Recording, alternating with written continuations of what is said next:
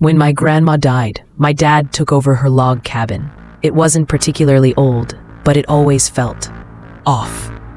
The first night we visited, after he moved in, we got there late. My dad told my brothers and me that he'd be right back. Just had to grab something from the barn. The only lights outside were dim porch lights, and between the barn and the cabin, there was one single overhead light. After a minute or two, a man in a cowboy hat walked slowly under the light. We assumed it was Dad, but he hadn't been wearing a hat. We called out, joking, "Where'd you get the hat?"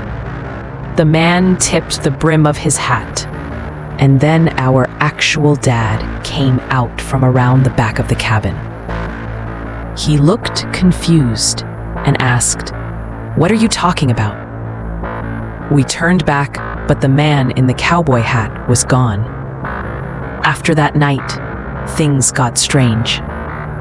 We'd hear footsteps pacing the porch, but no one was there. Sometimes we'd hear footsteps inside the house, room to room. Then the front door would slam without ever opening. Dad had a 200-pound punching bag.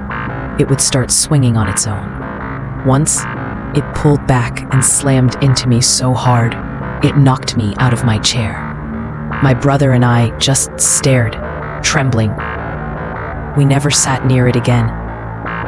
We'd catch glimpses of shadows in windows or in reflections. One time, I thought I saw my dad walk down the hallway, but he wasn't even home yet.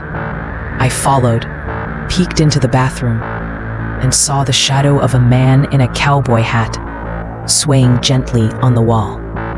I ran. At night, I'd hear a man whisper. Sometimes, a woman would laugh softly and call the man Nick. Dad got a dog. Years later, I got one too. Both of them would growl, bark, and pace at things none of us could see. One night, I sat on the porch. Footsteps started behind me. My dad's German Shepherd began snarling, then lunged behind me, snapping at the air. 3 of my dad's girlfriends refused to stay. They said the house was haunted.